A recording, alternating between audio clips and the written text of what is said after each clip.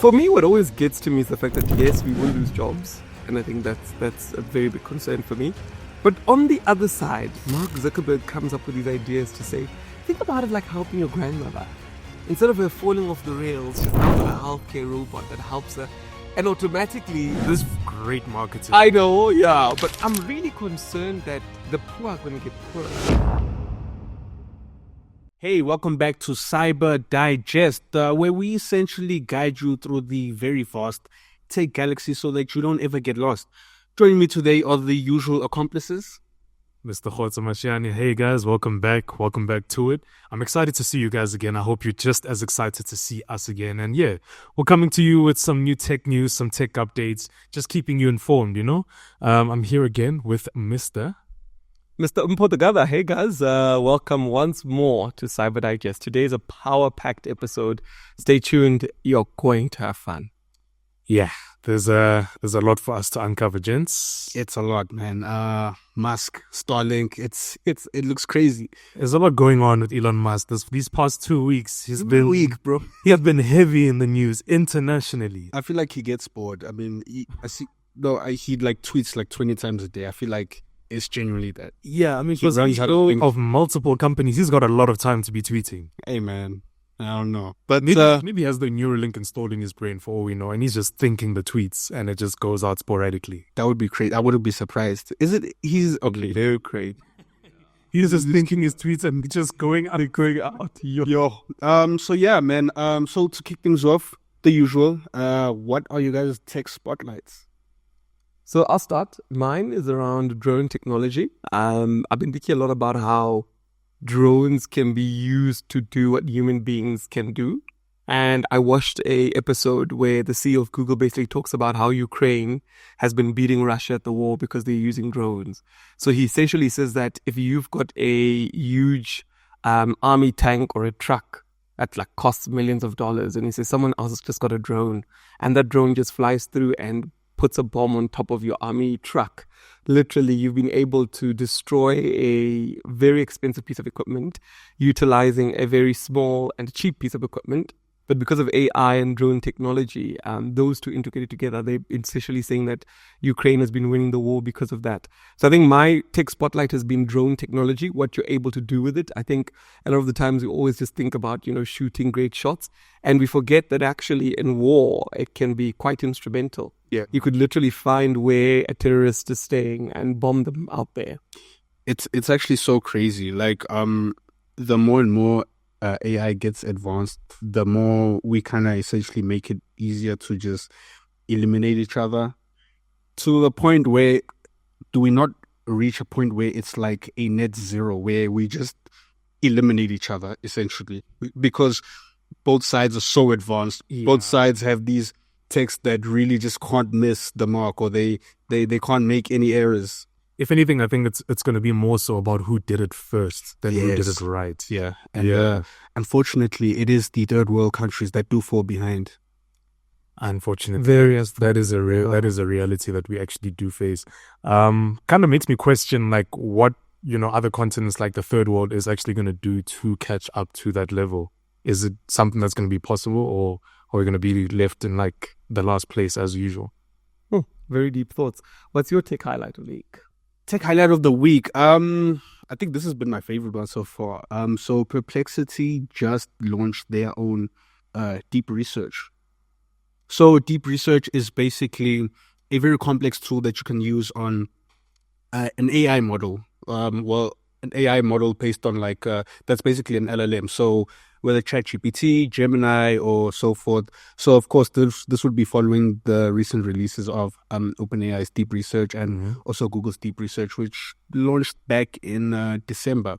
So yeah, so I've just been playing around with it. So Deep Research is basically this tool that you can use to gather very intense, deep analytical insights, and it can put together very comprehensive, complex, insightful reports, analysis on basically anything. You can tell it to please create a market analysis on whatever, and it will literally give you a thoroughly researched paper that scours the net from thousands of sources and compiles that data and crunches it up and puts something very neat. So yeah, it's gonna change a lot. I mean, I don't even know where it leaves academia, but yeah, man, I've just really been playing around. And I think the interesting thing about it is that you get to see it in real time, kind of think, like you see the process.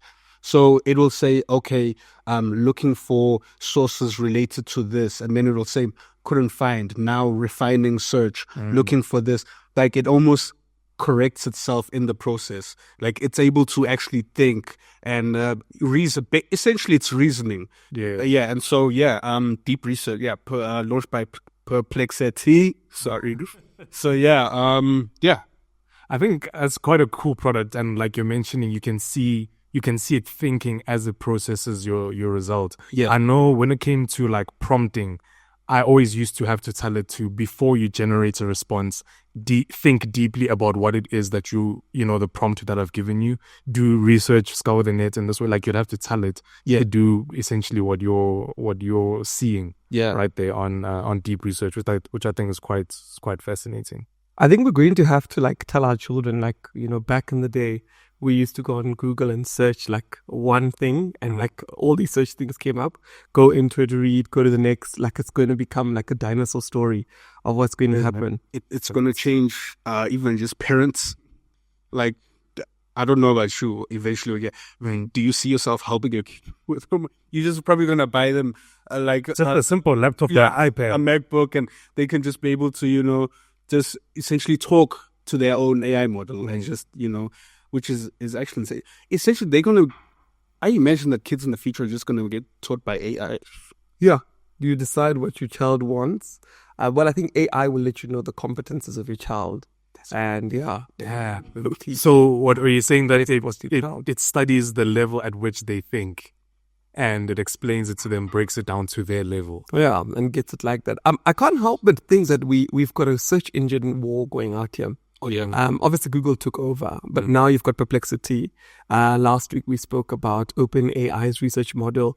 So essentially, I think Google and other search engines, I mean, Bing, when was the last time you heard about Bing?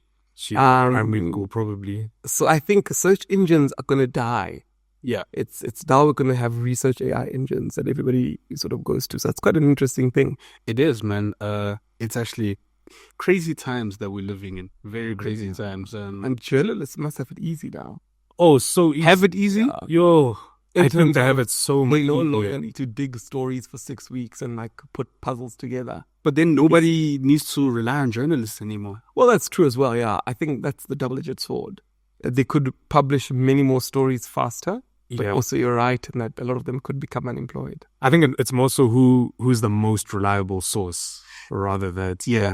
Do you guys ever worry about, the more advanced we get, especially with tools like deep research, then we'll see maybe a decline kind of competency, like actual competency where people, like where you actually had to hold some sort of actual valuable knowledge to kind of justify a skill or to kind of perform a certain skill.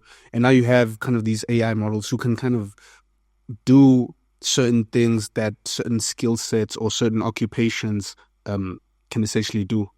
I think so. When you were mentioning about parenting your kids, I remember in primary school when I was doing, computer literacy classes, being taught how to research, how to Google certain things that you have to put, whether it's, quotation marks or whatever, to highlight a specific word so that your results are more in-depth and more focused to what it is that you're looking for.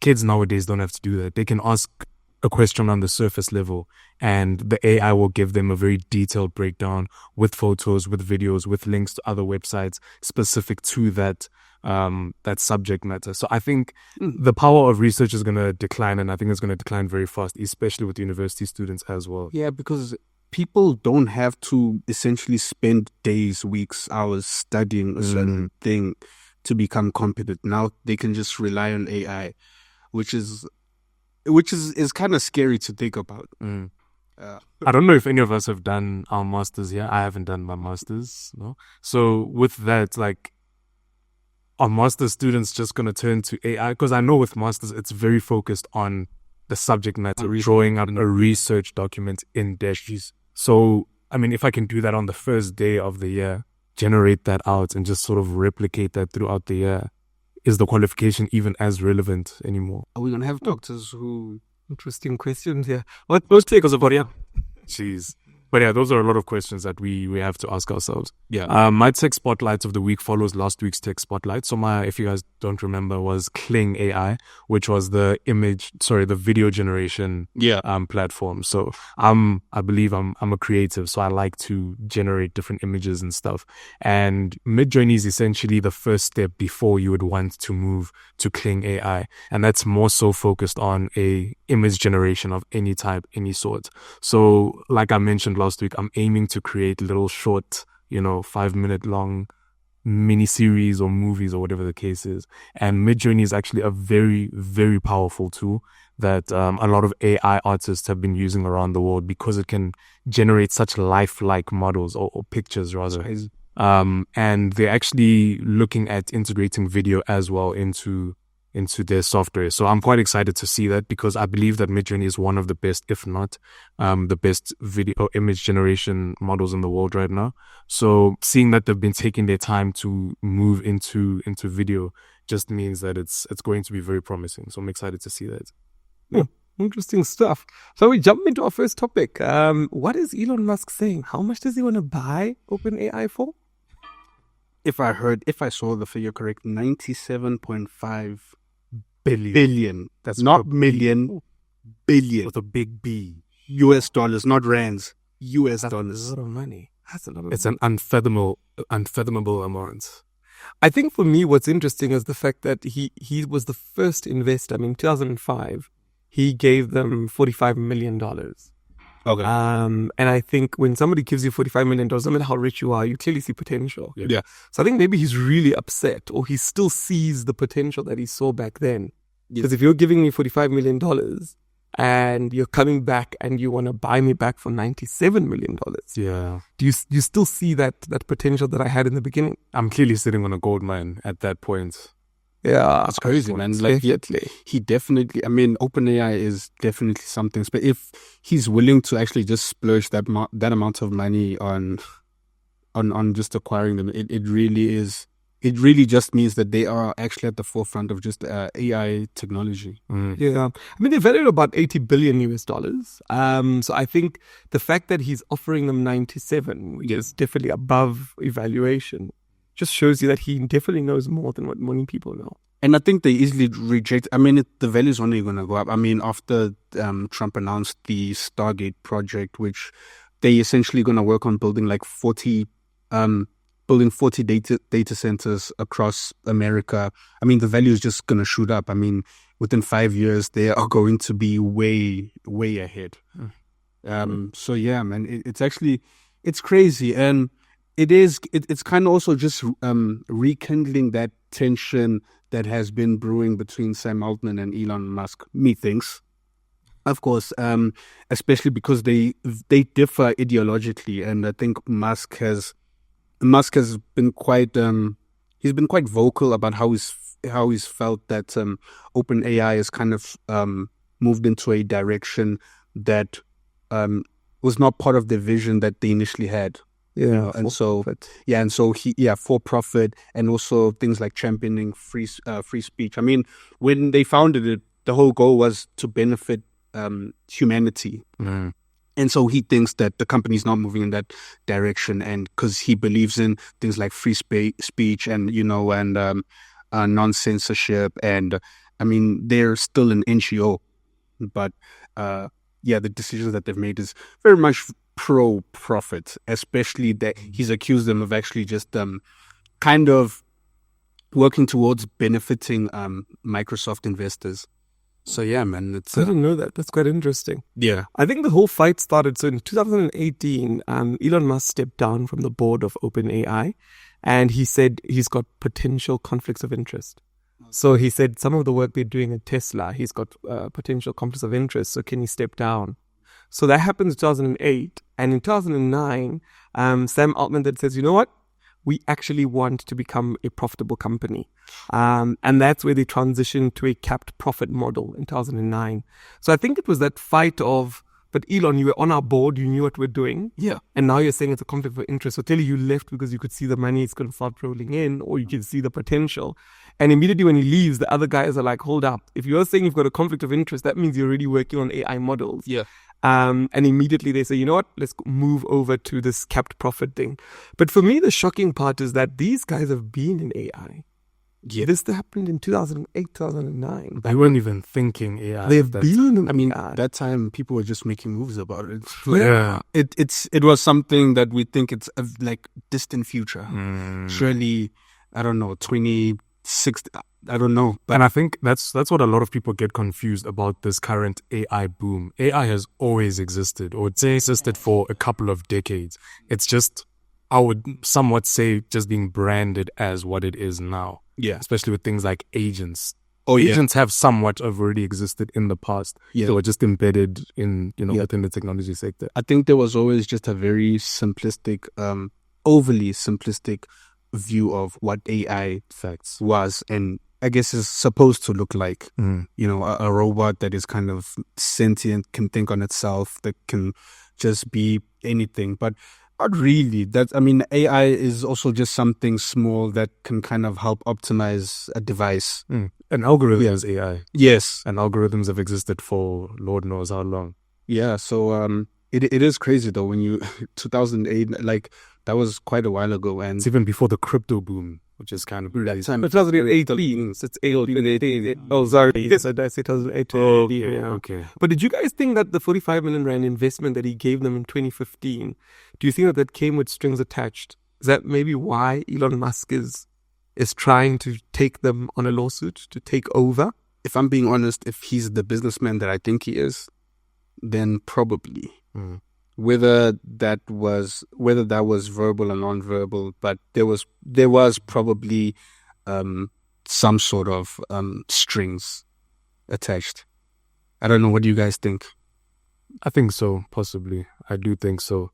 Elon Musk is a tycoon, and we all know that, in the best and possibly worst ways possible. So following the recent bid from Elon Musk, so the board actually publicly came out and unanimously rejected the bid of $97.5 billion US dollars.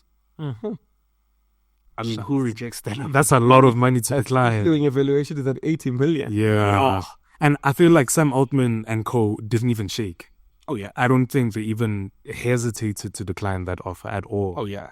And if you guys don't know yet, we do go lives. We could do live streams on YouTube twice a week. And we did actually discuss this, Wandile and myself. So if you want to learn more about that, check that live stream out.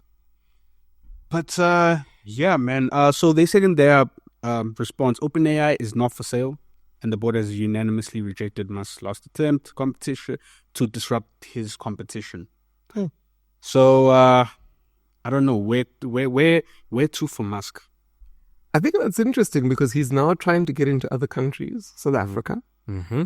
Yeah, so I think he keeps trying. It's different bids that he keeps trying to take over different markets. Of course. And he's been trying to essentially tap in, like you're mentioning, South Africa with Starlink. So Starlink has actually been accepted in quite a lot of African countries across the continent.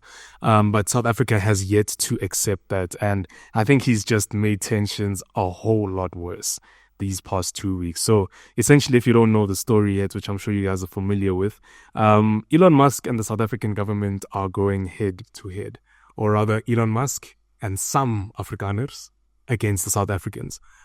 Essentially, Elon Musk was calling the new laws that Cyril Ramaphosa, the South African president, that he signed into place as openly racist and exclusive, or excluding the Afrikaans race. So in response, the presidential spokesman stated that the government is not going to compromise on its investment rules. They're not going to accept Starlink, essentially. And Elon Musk has been trying for a very long time to get Starlink into South Africa. And I think just for our viewers who are not, very familiar with what Starlink is, it's essentially satellites that are very low lying. They're located very close to the Earth, and they allow for access in the most remote areas of the world, to be able to access the internet, make telecommunication, phone calls, etc., etc.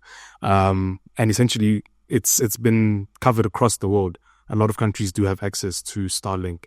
And yeah, the tensions are they're rough right now. I don't know how Elon Musk is going to eventually break into his home country to get Starlink on board. What do you guys know about Starlink?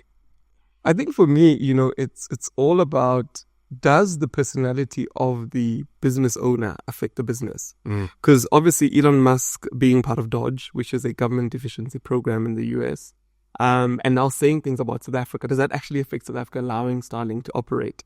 So I've always wondered, to say, when does it work well for a personality to own a business and when does it not for them not to own one? So I think that's an interesting thing. But another interesting thing that I was just thinking about was the policy in itself. I mean, it's a little bit tricky because you're saying that it's the broad-based Black Economic Empowerment, BEE program.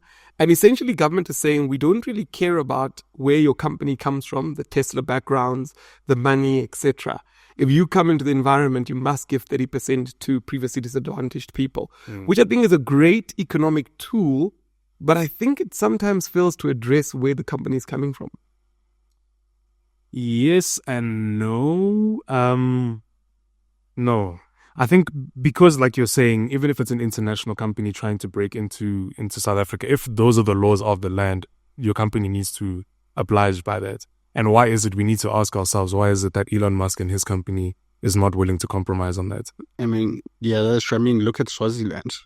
I mean, if you're essentially, if you're an international company or business who is trying to invest in Swaziland, the king gets a piece of that.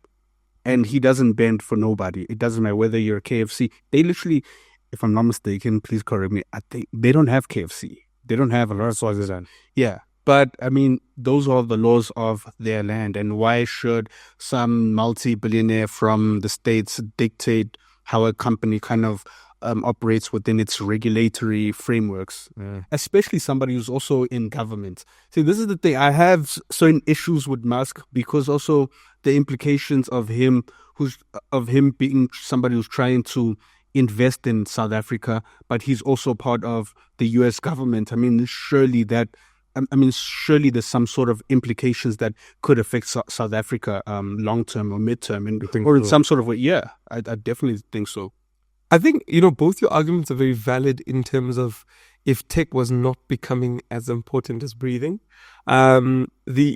The thing is, Africa has got huge disparities in terms of internet connectivity, speed of internet, and just like access in general. And it's very expensive and a lot of people can't access internet. Yeah. And if the world is moving to a place where if you know about AI, you become wealthy. And if you don't, you basically become poor because you're using yourself and your own brain instead of using AI agents. I think for me, my pressing factor is the fact that Starlink is able to already give, the technology is already there to give rural areas internet at a fast pace. 100%.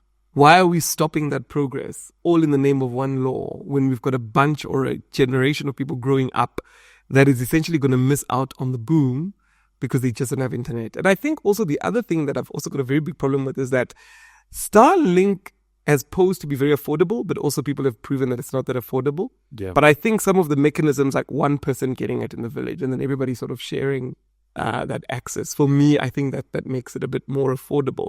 Whereas internet is very much capped, right? Yeah. In your own home, your own Starlink from the sky, we can all share it. And I should be fact checked on this, but I think the biggest issue that we've got is that we have a whole generation in Africa that's falling behind because they just don't have access to internet. Are we going to be petty and teach him a lesson because we've got this rule? Or do we actually fix the inequalities and let Starlink come in and deal with maybe the rules even later? I don't think it's a pettiness. I think thinking it's pettiness is kind of rooted also in this kind of neo-colonialist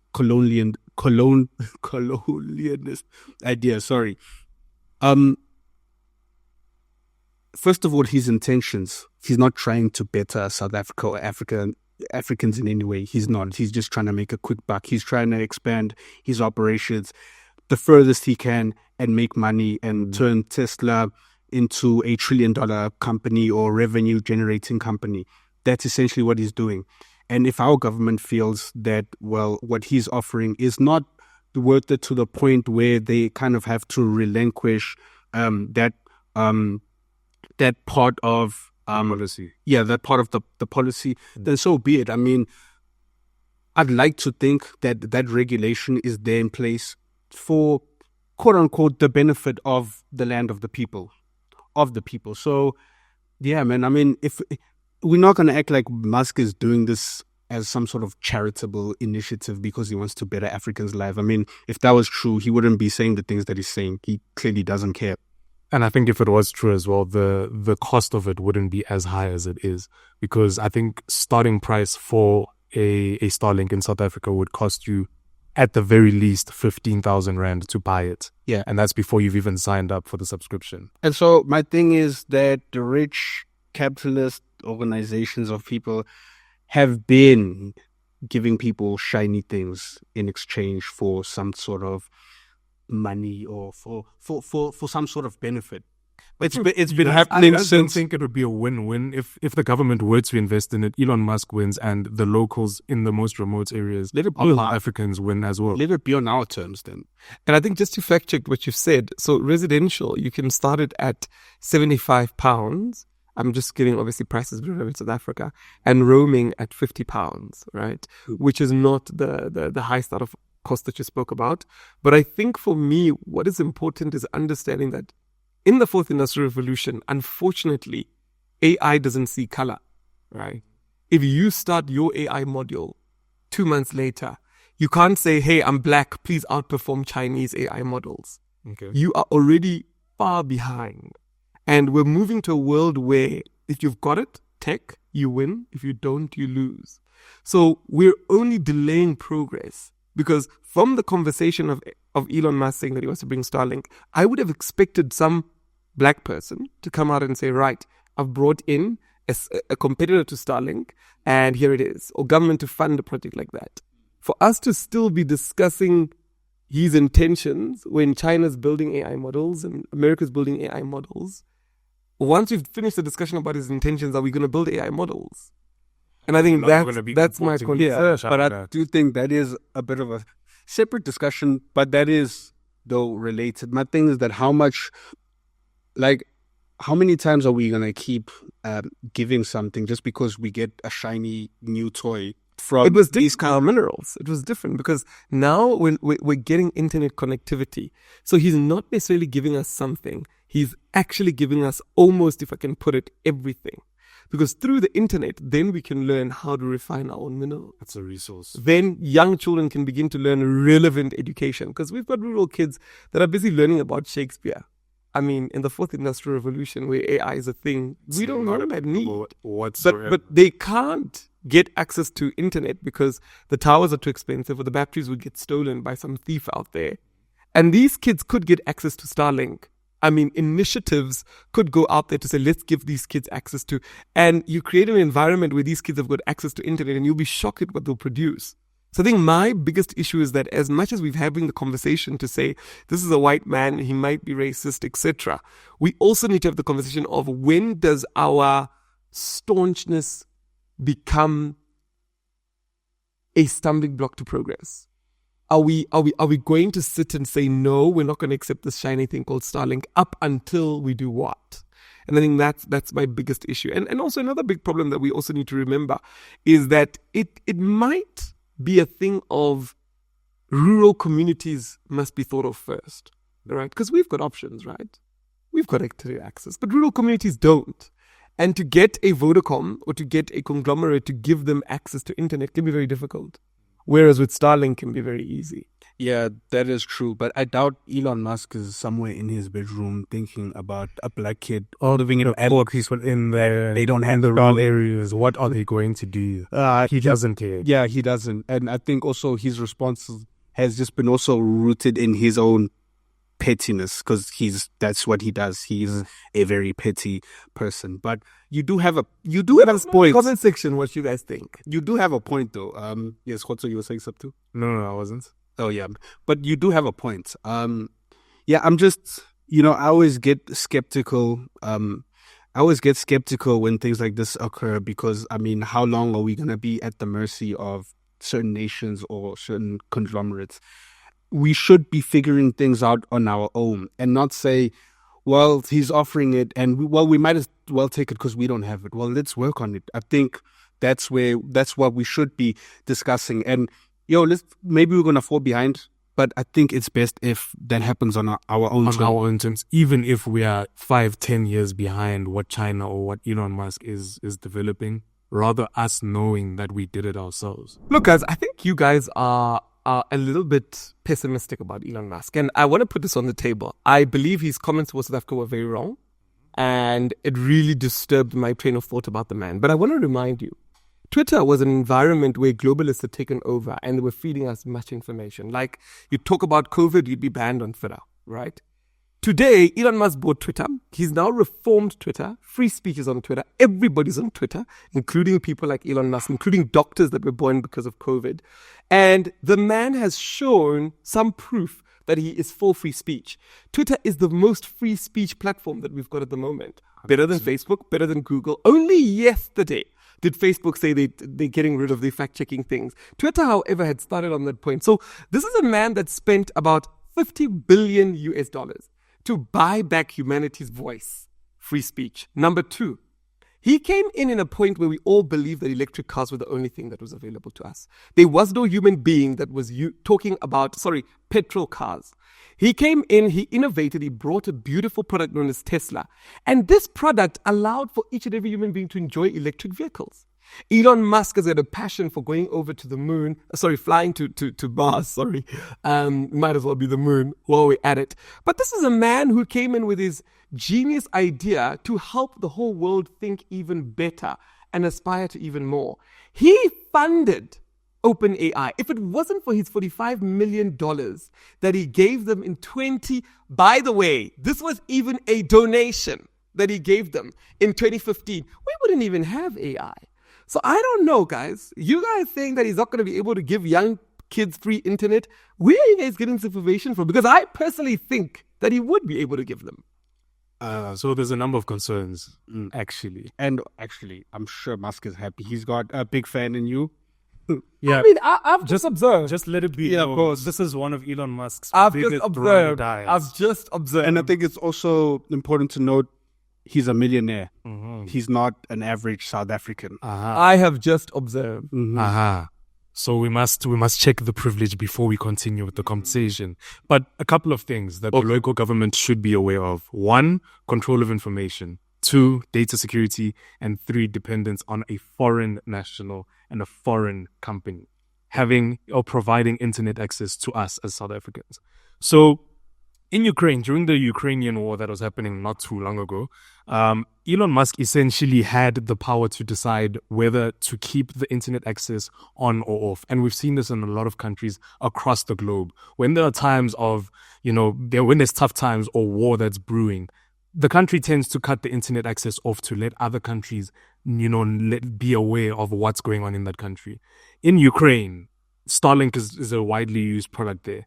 And essentially, the Pentagon was negotiating with Elon Musk whether to keep the internet access on or off. And what did Elon Musk Elon Musk decide? has no power within. It doesn't matter what he decided. The fact that the power was in his hands, it probably vested in his best interest. We don't know. But now, at the current moment, he does not have great ties with South Africa. Had he had Starlink in South Africa, he could decide in any day. He wouldn't do that. Show us a point. Show us a point. What is it in you that will tell you why? Because he didn't do that for his haters on Twitter. And also, Elon Musk is that's Twitter versus an entire country. Okay, and also with OpenAI. Let's not act like he's this big savior of free He's not. speech. He's not. If anything, I personally believe that Twitter has regressed.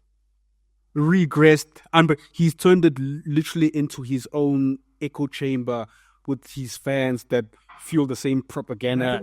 They cut data to be serious. Accounts that hate Elon Musk after he took over. It's a capitalist machine. Of course, because he made it mandatory for us to follow him on Twitter. There's also so many He did accounts. not make it mandatory. Well, we suddenly I'm following Elon Musk without having ever tapped the follow button. You know how suddenly he's popping up to a timeline without having ever He's literally subscribed? also just turned it into the cesspool of individuals of beta, alpha male, ideological, red pill, blue pill, misogynistic. No white privilege exists. What does he say? Anti woke, not like Essentially, it's a Joe Rogan podcast. Jesus Christ, it's actually crazy what Twitter has actually become. Yeah. And as far as free speech goes, listen, I understand your point, but platforms like Twitter, there needs to be a responsibility on them. Yeah. Twitter right now,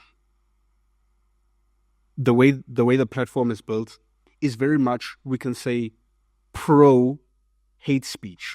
Anybody? Yes. No, I would say pro Twitter speech. Twitter put but an hate agenda speech. of COVID and got the whole world to fear this man-made. Did we not see Kanye West? We did, but you're forgetting the fact that we must allow nature to be. Good and evil must coexist in ways that are not restrained. The worst But why part, hold on. why give power to the evil? He didn't give power to the evil. Who gave power to providing the COVID-19? platform. COVID-19 was given power by Facebook, by YouTube, by the former Twitter. And I'm saying, here's a man who's saying, I can see there is a danger in the world for free speech, irregardless of what they're saying. But where else would you have seen Kanye's account being unblocked? And when we go again, Voice Elon with Musk- silence. For good reason. Oh, well, it doesn't matter you God. Who's God who's going to decide God? what's a good Barely Elon Musk in this case. I mean, no, he's never silenced anybody. And that's what I prefer about Elon Musk, that unlike the globalists who do it behind your back and they go and buy politicians who force things down your throat, Elon Musk at least lets us know what he's doing. And as a result of that, we can decide whether he's a good man or not. Believe me, there are so many politicians that lie to their public. CNN, that's a hired gun.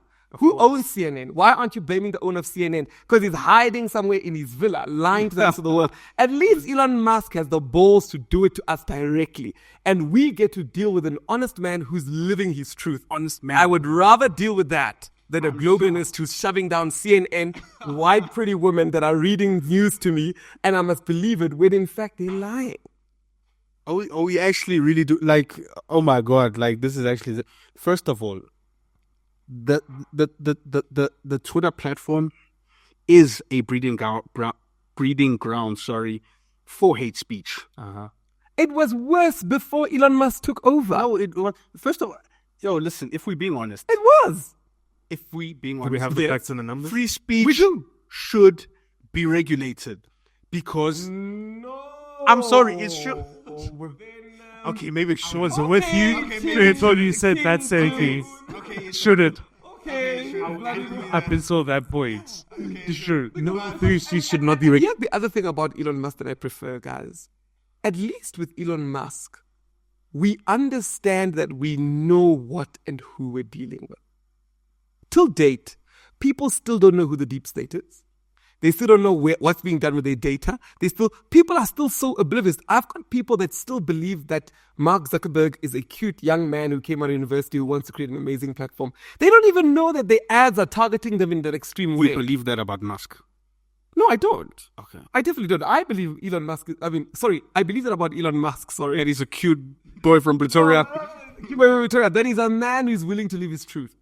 Whereas I believe, on the other hand, when we have guys like Mark Zuckerberg who pretend like they are living their truth, but in the back end they give us COVID. I've never seen a person, well, I actually have, but Musk is using Twitter to fuel his agendas. I'm sorry. We saw it in the At election. least he's doing it in front of us. What about, No. What about you're choosing the He's better- trying to you're choosing the disguise better it, evil. but he's not even being honest But about what it. about Mark Zuckerberg? He's not even does it being honest. behind our face. We found out that it's happening. We know now that it's Everybody happening. knows he's a piece of shit. And he faced the consequences. But the moment Elon Why Musk- is it that we're celebrating Elon Musk for pushing a specific agenda? He's literally pushing it in Germany right now. Hold on. And Musk's alt-right agenda party. is not, but Musk's agenda is not Musk's agenda. Musk's agenda is an agenda that the white male in America feels they need to perpetuate. He used Just because we're black and we feel different, it is okay, but we cannot blame the man who's playing to the masses. He that used demand the it. most influential social media platform to influence the elections. Side, yes, that side of things. And he's doing it right now in Germany. But why haven't we discussed the fact that in Congo they're using brutality But why are we and diverting killing the men subject matter? in order for them to actually win the election? That's whataboutism.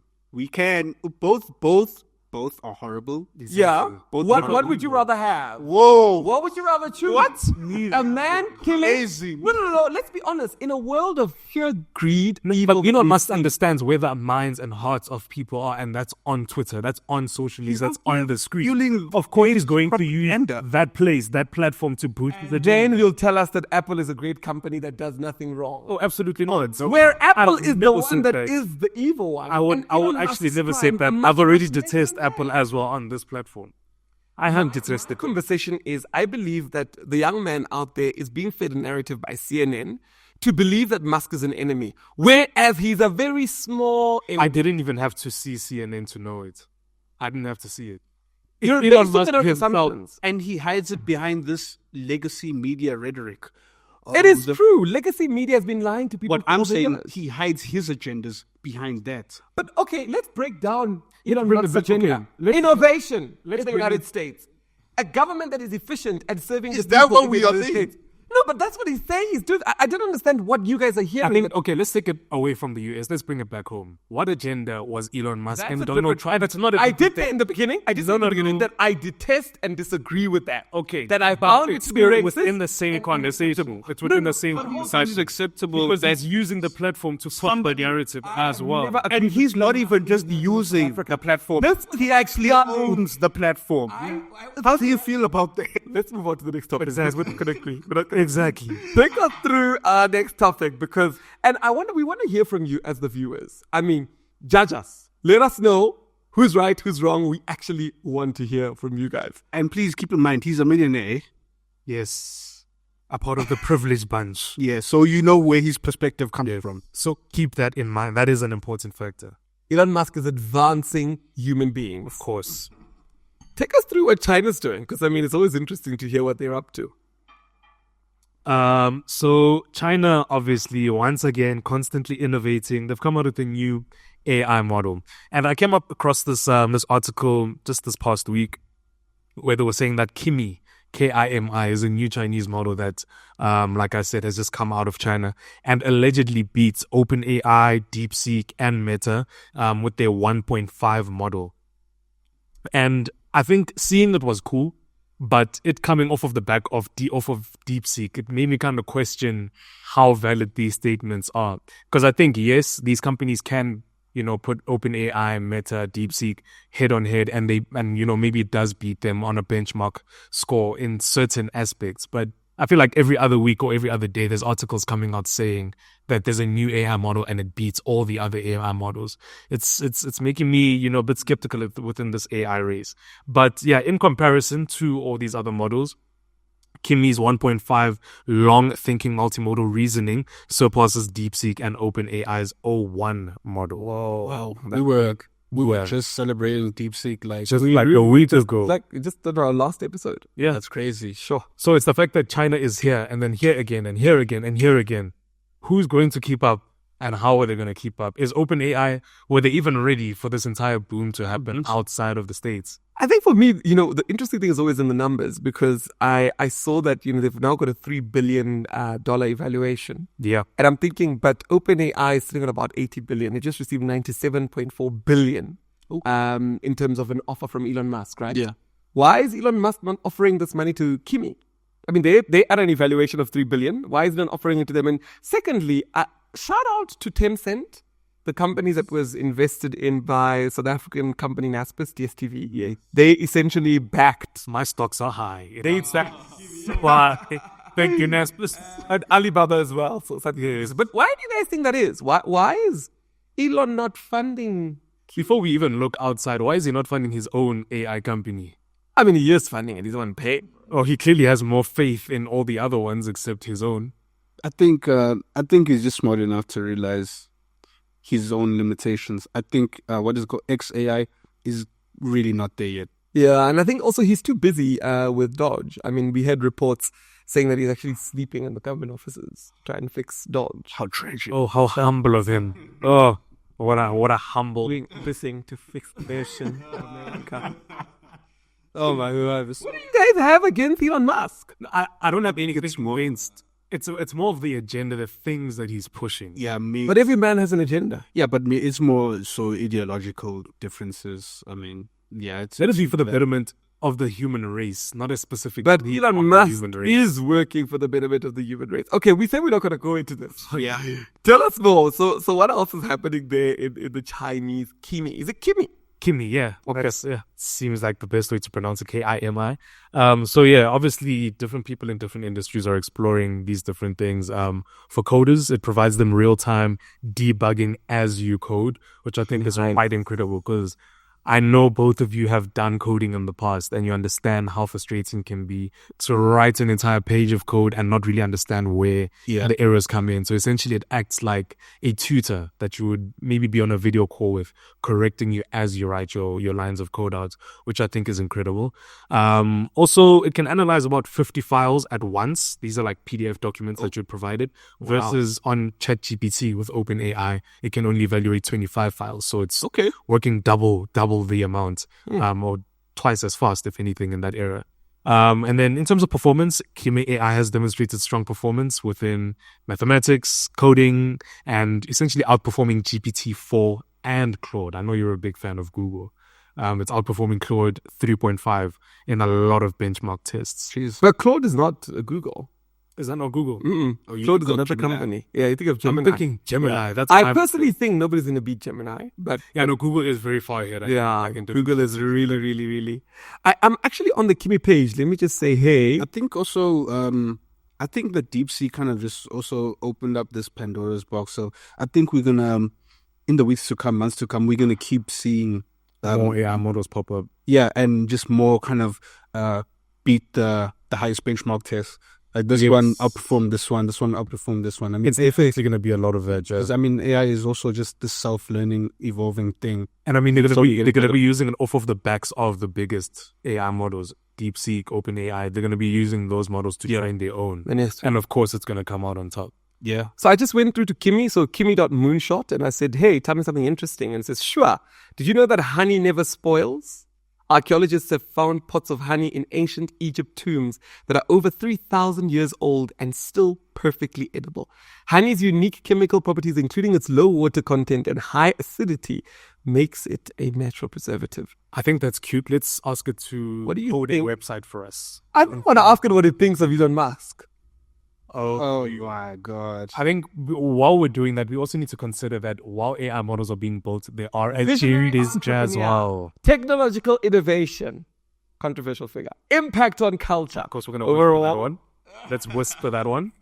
Jokes. But yeah, very interesting. You were saying, what about it? In terms of the things that you need to consider, when AI models are being developed, there might be an agenda while they're being developed. So true, yeah. And please, before I get called racist again, when you look at China, they are going to have a lot of blockages, a lot of things that they put in, like regulations that they put into place, so that if I'm asking maybe controversial questions that you wouldn't normally be able to ask the government or government officials, they're going to block those out, or they're going to give alternative answers. So true. So it's not as open and honest as you would want it to be. I wanna show. So Elon Musk had kind of.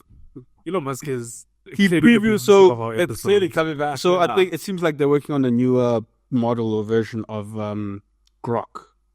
So AI. Yeah, which is found on the X platform. Yeah, so he was kind of playing around with this with the new model, and so he asked it, "What's your opinion on the information?"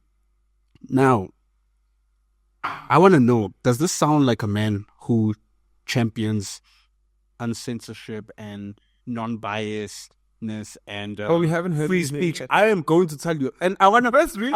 Yes, I do want to. Like, I want you to tell me: does this sound non-biased? Does it sound like it's giving a neutral perspective or an objective perspective? So this is what his AI model came back with, and Khoto, you can tell me who this sounds like. All right. The information, like most legacy media, is garbage. It's part of the old guard, filtered, biased, and often serving the interest of its funders or editors rather than giving you the unvarnished truth. You get polished narratives, not reality. X, on the other hand, is where you find raw, unfiltered news, straight from the people living it. Wow. No middlemen, no spin, just the facts as they happen. Don't waste your time with the information or any legacy outlet.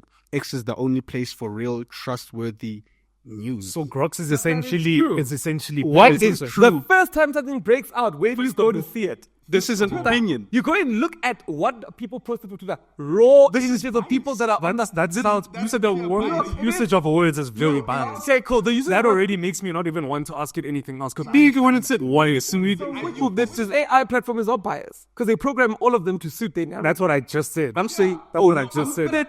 we pointing out Telling the us the hypocrisy and the irony. You guys are forgetting that every time a story breaks, where do you go? I don't go to Twitter. Okay, you don't. Where do you go? I go to. I might call my friend. I go to. I actually go to Recent News. Please check out Recent News. Yeah. But you don't go to CNN because you don't trust CNN. Of course not. Neither do you go on News 24 because you don't trust them. But you definitely go on Twitter because you want to see who's there, what did they say, and you want to see it live and fresh before you hear it through a. That's true. I'm only going to Twitter because I know it's going to give me the most updated. Doesn't mean it's true. And Stop being CNN, the perspective has already changed. It's being through editors that decide what you should hear and what you shouldn't hear.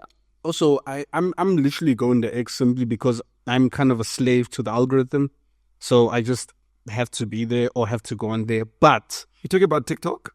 The algorithm? X. Oh, crap. Yeah. So what I'm trying to say is, this does not sound like a person who actually champions the values that he likes to preach about. Let the man speak. This doesn't sound like a person who champions the values that, he speaks about. I'm sorry, it doesn't at all. Of course, we're aware that he's not working on Grok by himself. I wonder if he's even aware of this. Maybe he's not. The inconsistency with his own belief. He's taking all these. This is clearly a cognitive dissonance. He doesn't. Efficiency. Oh, the hardworking man Elon Musk is. I'm sure the American people needed Elon Musk to save them. Yeah. White America. All right, moving on to the next topic. We are discussing cybersecurity. So Poland and Microsoft within cybersecurity. So essentially, Microsoft has been a large, fan or supporter of Poland, and Microsoft is essentially investing 2.8 billion zloty. I don't know if that's the name of the currency. I believe that's how it's pronounced. 2.8 billion zloty or $700 million into Poland to expand its cloud computing and cloud security industry, as well as AI infrastructure, to essentially strengthen its cybersecurity. And I think that cybersecurity is not something we speak about a lot on the channel, but with the development and growth of AI and all these different things, it's only going to become more and more in demand. Poland run. Bill Gates cannot be trusted. Yes. If you thought Elon Musk was bad, Bill Gates cannot be trusted. Tell us Poland please. run. Break it down for us. I mean, the fact that firstly, Microsoft just continues with this ideology that makes it seem like Bill Gates is no longer running the company, that he's running an NGO. But every move that they make is very much Bill Gates infested. I mean, how are you giving a country money to buffer up the cybersecurity? Essentially, you're saying we're going to be your security protocol and we'll be able to control everybody and everything in the land. And I mean, the man is buying out land. I'm sure, I haven't done research, but I'm sure if you check, he's probably bought all the land there. He probably wants to control the narratives that they get. Bill Gates is not to be trusted. And I'm quite concerned that Microsoft is now partnering with the Polish National Defense. I mean, it's not a new thing. Microsoft and Poland's relationship goes back many years, since 1992. Yeah. Run, Poland. Bill Gates cannot be trusted. I think they would have known whether to run or not. It's been over 2 decades. They would know. Yeah. They would know. I don't see any ill intent in this. If a company, a conglomerate is security. I do. Bill Gates cannot be trusted from the beginning. I don't know, man. And I think the worst part about attacking Bill Gates is the fact that he'll always remind you that he's no longer running Microsoft, that he's now doing charity. Oh yeah, he never misses a chance to remind us that he is everybody's charity works. But if we really go into Bill Gates's ideology with Microsoft, he stifled the internet growth for so long through systems that he could have actually fixed. I mean, look at something as simple as Google. Email, spreadsheets, slides, everything for free.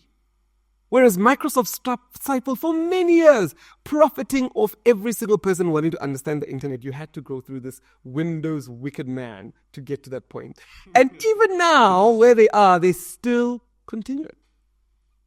I don't know. They give me Elon Musk any day, give me anybody else, but Bill Gates for me cannot be trusted. There's nothing in me that says that this is a man that can be trusted. And the second part about it as well is that he hasn't done anything for humanity except for charge exorbitant prices for products that simply do not work. Vaccine.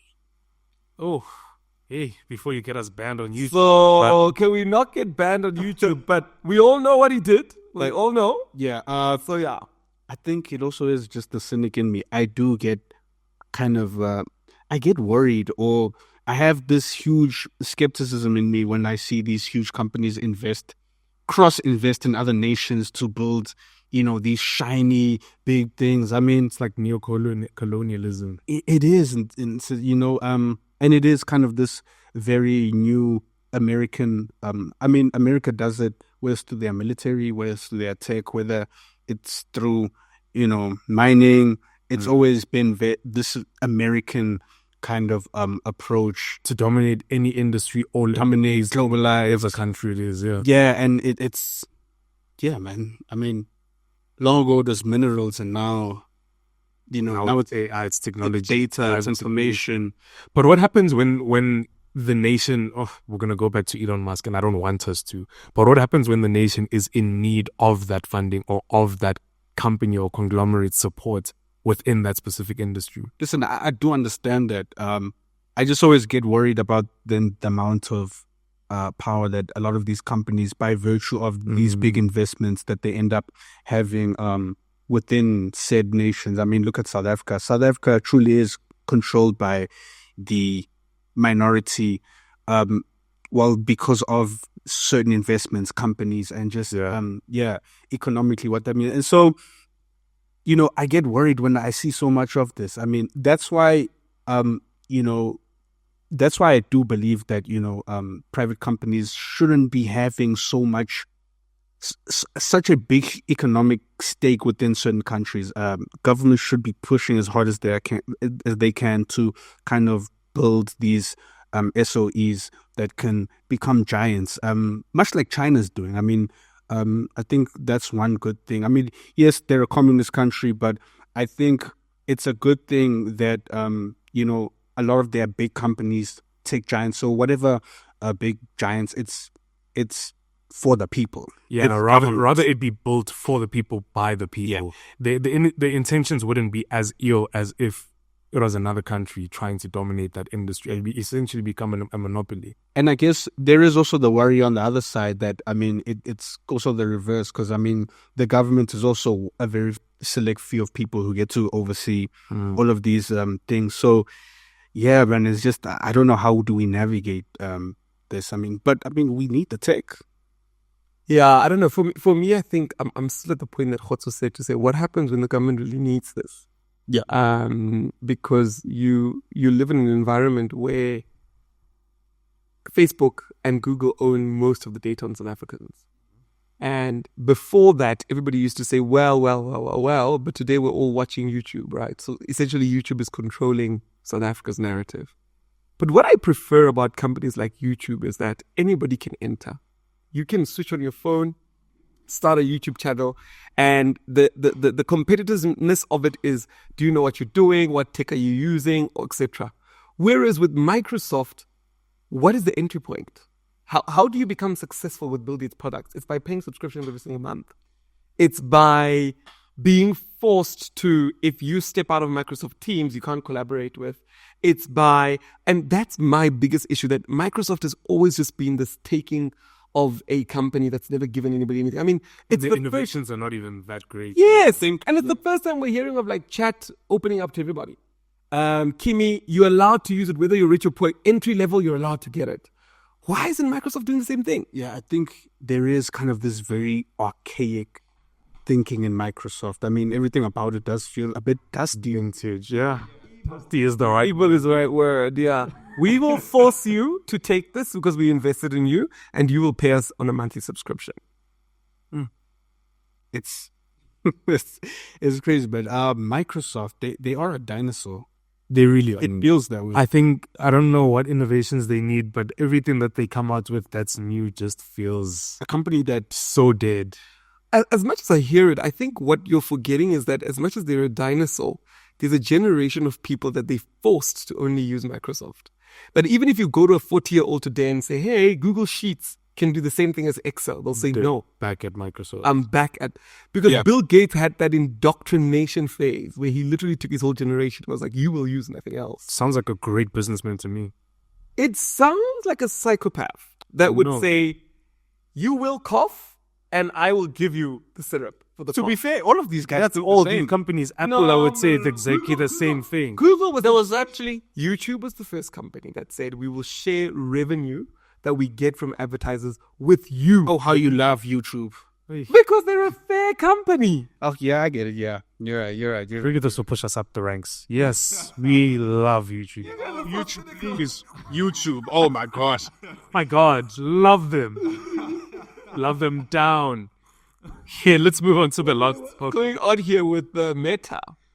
Oh, let's hear what plan Zuckerberg is up to. So Meta. Our boy Zucks.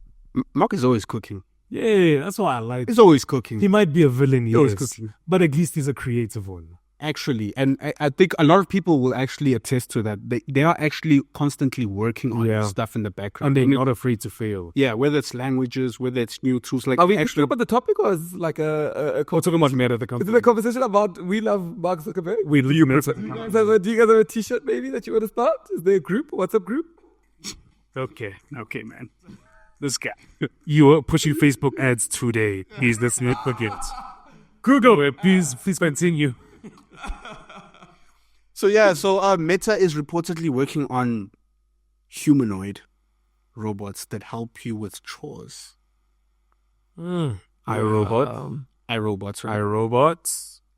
So they basically working on building a platform where they can essentially create robots that kind of operate on this software, much like Cosmos that NVIDIA announced. So they work on a platform in which you can kind of stack or build robots on top of.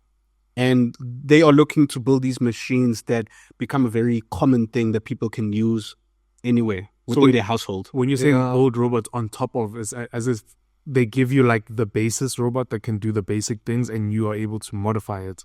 So in a way, you have a phone and the phone needs an operating system. Yes. So essentially they're working on the operating system that can use to kind of house these robots. The operating system will kind of power these robots and much like iOS, iPhone. So that's what they're working on, an operating system, because that's kind of been the big gap.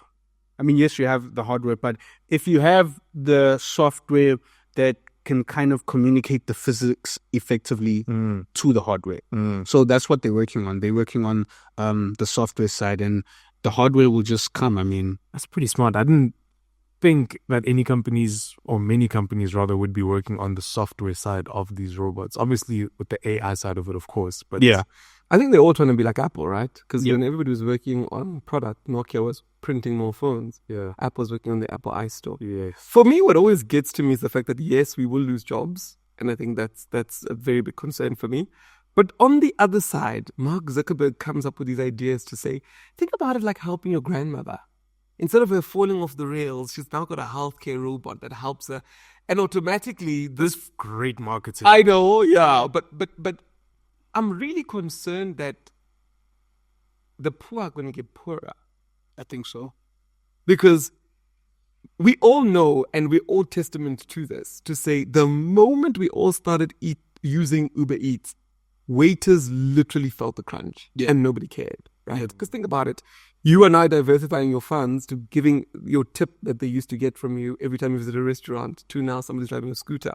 So essentially, nobody remembered that. We were also quick to forget about that. Meet a taxi, guys. We just said, oh, well, get an Uber. Do this. So are we now going to be saying to them, well, become a mechanic for robots? Essentially. Like, I think I mentioned this a couple of episodes ago, that AI, yes, is going to take jobs 100%, but it's more so repositioning yourself around the AI. Does that make sense? So if you're a mechanic that fixes cars and now there's robots that can do your entire job, become the mechanic that can fix the robot that needs to fix the cars. become the mechanic that can fix the robot. But at 50 years old, upskilling becomes an issue. It shouldn't be. And At 50, have you been 50 before? Oh, of course not. I'm still young and vibrant. So, but I think upskilling should never stop, even if you're 95. I think we say that now because we're young, but I've met 50-year-old teachers that are still teaching Shakespeare. And the moment you say to them, well, now you have to teach something else, the barrier is just too strong for them to grasp that information. And they bomb out. Do you think that's because there weren't like many times that they were upskilling like constantly, or is it the gap was just too large from the last time that they went and I upskilled? feel the gap is too large. I mean, how do you take me from teaching life orientation, where I'm telling you, be wise, condomize, to robotics? oh yeah, And because now I need to be telling you about, okay, robots. What are the fundamentals of robots? Yeah. I mean, maybe you can migrate to be a sex robot LO teacher. You went too far. okay, I mean, same field, no? guys. I didn't know it was Just noon there. right? Okay. So I wanted to say, I always feel like these AI advancements are always just gonna benefit first world countries the most. Mm. It's also a huge gap in just access, like basic access, and how people can actually access and just also utilize these tools for their own benefits. I don't know how we bridge that gap, especially in a country like South Africa. I mean, if we get like humanoids, we very much have a huge demographic that kind of rely on these kind of piece jobs, these menial jobs. And with these kind of humanoids, quote unquote, because of the system we're in, they essentially become obsolete. And, they become extinct from the labor force. Because, I mean, maybe not majority, but a large portion of our workforce in the country are those menial jobs. Yeah. Petrol attendants, housekeepers. Yes. And like those things that are seen as small. Yeah, the robots that make up the most amount of workers, the largest percentage of workers. Exactly. So now if we have these robots in the country. And listen, it's great. I mean, as a human, as a race, as the human race, we should always strive to just advance and always constantly be better. But there is kind of this relationship with, advancements and how it also just affects the people at the bottom. And it's sort of a byproduct of, it's a symptom of the fact that there's a lot of countries or nations, so much like Africa, that are in the place they're in because of certain injustices that happen in the past. And they get affected the most, unfortunately. So, yeah, you can have a robot that, can fix your car, but yeah, it means that, you'd still need to. But I think not just to focus on the gloom and doom side of things. I think there is some positive. One of the things that, one of the commenters said in one of our social media posts, I think it was on TikTok, they were talking about how it's refreshing hearing African young men talk about tech and forget that they're from Africa, right? I think the opportunity then becomes, how do you upskill yourself to educate the first world countries about what's going on, number one, what we're doing? Because, I mean, we could have had a podcast talking about pop culture, talking about what's going on, but we chose a topic that's difficult, that forces us to research. Every time you deal with this, you are like, whoa, this is next level. But it's bringing us a market, which is an international market, and they're saying, okay, we know where to get our dolly days of AI advancements. And I think the second opportunity also is, we do have the minerals that build the robots. Yeah. Perhaps that's what we should be doing. But apparently we don't have the engineers from Boma, Cuba, and it's always... I mean, when we think about it, if we have the minerals here and we have access to the internet, the education that they have in the first world countries, we have here as well. Everything is... Gemini, you just took a picture. What do I do next? I mean, I was so shocked this week, and I'm going to try this. I haven't tried it yet. Gemini has got a new feature, or rather Google AI has got a new feature, Vertex AI, where you take a picture from Instagram of a meal, right? And it'll give you the ingredients, where to buy them, and how to cook them. So it'll literally be like, right, your favorite stores here, go here, get this, get that, get this. And if you program it correctly, it can even order that stuff for you. So once you're watching or scrolling through, you see something you like, click on it, you save it, immediately send it to Google Vertex AI, orders all your ingredients for you and lets you know, right, prep the chicken, do this, do that, do this. At the For same me, level as if Gordon that Ramsay. could happen at the same level as Gordon, well, we hope. I haven't tried it. We hope. But if that could happen with like robots, like Tesla, how do I build a Tesla? First thing first, go to Mpumalanga and get this type of mineral and do this and do this and do this up until you've got your car. So I'm just saying maybe there is the positive side. Maybe we need to focus on that side. Yeah. How do we gatekeep these resources? I don't know if that's the conversation we want to get. Oh, that is. We must. Yeah. Calm down. Yeah. We must. I just wanted to finish up on that point that you were talking about. So yeah, I do actually. I see that side, and you're quite right. It's just that I think nations, especially within South Africa, I think there needs to be a large focus on rapidly getting people to a place where they don't get heavily affected by these AI advances, because these advancements are happening at such a rapid pace where you essentially don't need a graphic designer, you don't need a video editor, you don't need a social media manager, you don't need a marketeer, you don't need so many things. And so how do we kind of rapidly get people to a level where they're not heavily affected by this very fast-paced motion of just AI advancement? I think that's a huge question. And I actually wanted to compare this to something called, so there's this kind of concept called environmental racism. It sounds weird, I know. So it's a type of inequality where people in communities of color and other low-income communities face a disproportionate risk of exposure to pollution and related health conditions. So that's how I see it kind of with like AI and the advancement of technology, that people in low-income communities do face this exposure of becoming, cut out from the labor force or from South African economy simply because they're seen as obsolete, or unskilled, because you have AI who can just replace them. So yeah, that was kind of the point that I was kind of bringing to that's why our government has a huge responsibility to upskill people as further up as they can. And I don't know, man. It's underwhelming that we're not hearing a lot of, Bro, at all. Yeah. I would say at all. I haven't heard one government official say anything like, about where are the AI. projects, man? Like, we should be Where are going. the innovations, the funding, anything? We should be going to Soweto and Alex and seeing kind of these, incubation centers where they kind of bringing people into this technology. But And I think that's what was happening with coding. Coding has been something that's been happening for decades. But only like maybe the last 10, 15 years was South Africa now pushing coding. Hey, we're buying iPads and computers for schools. Nakona, Code. even with the codes, you'll get like, you can find the resource online, but then it's locked behind these kind of boot camps that will charge you like 20,000 for 6 months to learn how to code. But everything's online, but it's hard also to just always expect people to just find it there themselves. Sometimes people do need to be taught something. Humans are just that way. So yeah, I don't know. And just to finish that off, you'd be surprised how many people don't know about these technologies. I mean, a lot of people can blame maybe people in the rural areas for being lazy, which I don't think is a real excuse, but more so an access to the technology. They simply don't know about it. And if the government isn't pushing the narrative, are they waiting on private sectors?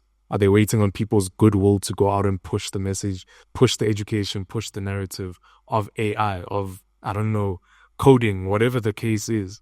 Is that what they're waiting for? Are they waiting on us to do it? Yeah, I think, it brings me back to a gentleman that I hate, and I love to hate him, Klaus Schwab, who is the founder of the World Economic Forum. Oh, yes. And he says that in the future, it will be about, if you don't know about AI, you'll be poor. And if you know about AI, you'll be rich. And he says, the more you know about AI will be the measure of your wealth, and the less you know will be the measure of your poverty, right? Yeah. And he said this a couple of years back, and when he said it, I thought, okay. And then he went on further to say, talent will then be the most important factor of production, more than capital. And what he's saying is that you might have money in the bank account. If you don't know how to use that money utilizing AI, someone can utilize AI and make 10 times your money that you've got at the bank account because they use AI. So your money becomes useless and their money becomes more. And he says that's going to become the most important thing. And when I heard the statement, my biggest problem was that then creates an environment where it doesn't matter who your parents are or who your uncle is or whether you know Bill Gates. It matters whether you're chowing or understanding AI. And that opens up a new world of university. Where now, when I meet with you, my first question is open up your agents. And your job in your CV or your interview is no longer, all right, it's more about, right, what can your agents do? Yeah. Right. Jeez. Which I hate it because what it means is that the gap will be big. But I like it because for the first time ever, it doesn't feel like Bill Gates' children will rule over the rest of the world forever. Oh, yeah. It doesn't feel like Elon Musk's children. It feels like if they sleep for 2 days, the AI advancements will be so great that, hey, it's done. We've moved to the next. I will say for the first time ever, I think AI has actually opened the playing field. It's leveled the playing field almost. Yeah, completely. in the process, I think we're still going to see more of it. You know, when I was actually using deep research, there was this kind of childlike excitement, like, you know, like learning something so great and valuable and exciting for the first time. Like, I'm like, I have this for free. It's literally free. You can access deep research on Perplexity. And then you get such a powerful tool that can crunch thousands of information, articles, data, and do anything with it. I mean, you know, years ago, we wouldn't have thought you could do that. I mean, you'd have to spend a month writing that amount of research. thorough research paper on something, and now you can actually do it. It did it within about 5 minutes, which is incredible. And a lot of people don't know this, unfortunately. And yeah, I don't know how we kind of bridge that. And I know we were talking about kind of going to these different places and areas where we kind of teach people or kids, even young kids, and how to kind of use these different AI tools. And that's why we also have tutorials where we kind of show people on how they can use these different tools, which I think is very important in today's climate. People need to catch up. It's imperative. So I agree. Okay, this was quite an insightful show. Eye opener, yeah. I think just to close things off, the day that we're recording this is Monday, 17 Feb. You guys are going to receive this in a couple of days, but essentially when you're watching this, yesterday Apple had an event where they released a whole new product. They haven't explained what the product is, but it is rumored to be the iPhone SE, which is basically like a mini version of the iPhones. They're more budget friendly. Line, if you could call it that, or maybe on Apple standards. Let's put money on it. It's going to have a home button. I don't think so. We're going to come back to this moment when It's going we to have a actually home play it. It's also probably going to have an LCD screen. It's probably going to have an LCD screen, yes. Very small battery. Yeah. Essentially, they're releasing a vintage device. Yeah. Yeah. But it's going to have nice colors, though. You can get it in red, blue, And that's going to be the pink, selling for sure. point. Yeah. So, yeah. It's probably going to have one camera nodule. They're going to break down why it's the best iPhone SE yet. Best budget-friendly phone, but it's probably going to cost you maybe like 10, 12,000 to buy. But yeah, they're peak best budget-friendly phone. So yeah, can't wait for that. You said 7 p.m., right? I believe at 7 p.m. I will They're not going to be able to watch it. Are they going to watch our broadcast? No, watch our broadcast. Please tune in on You guys Wednesday gonna watch evening. Us watch. Yes. Oh, you guys are going to watch with us, actually. Yeah, watch us watch the Apple event, but you'll see everything as well in real time. So please definitely tune in for that. I mean, it happened yesterday, so thanks for tuning in. Thanks for tuning in yesterday. Thank you so much for joining us today. Please keep the comments rolling. We really appreciate it. And remember to share this with at least 3 people. Let's grow this family. We want to get to 100,000 subscribers. Grow with us because we really appreciate it. Thank you so much.